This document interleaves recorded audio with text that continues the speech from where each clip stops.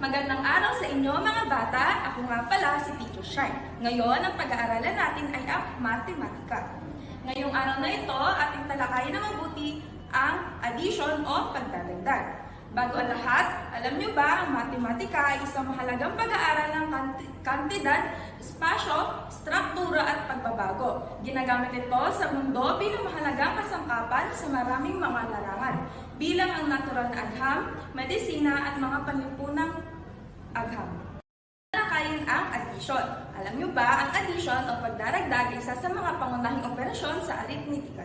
Ito ay ang proseso ng pagsama ng dalawa o higit pang numero upang makakuha ng bagong numero. Halimbawa, meron akong 4 na saging sa kanang kamay at meron naman 2 sa kaliwa. Ngayon, pagsasamahin ko sila. Samahan niyo nga akong magbilang, mga bata. 1, 2, 3, 4, 5, 6. Ngayon, ilan lahat ng aking ipinagsama? Magaling, 6. Ngayon naman, sa pangalawang halimbawa, meron akong 3 pinya sa aking kanang kamay at 3 naman sa kaliwa. Sige nga, samahan niyo ulit akong pagsamahin ng mga pinya. 1, 2, 3, 4, 5, 6. Ilan na ulit silang lahat? Magaling, 6 silang lahat. Hello mga bata! Ako nga pala si Teacher Edna. Ngayon ay ating talakayin ang subtraction.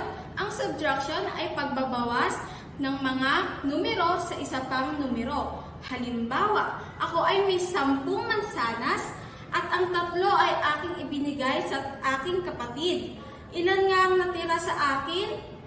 Sabay nga nating bilangin. 1, 2, 3, 4, 5, 6, 7. Ilan nga ang natira sa akin?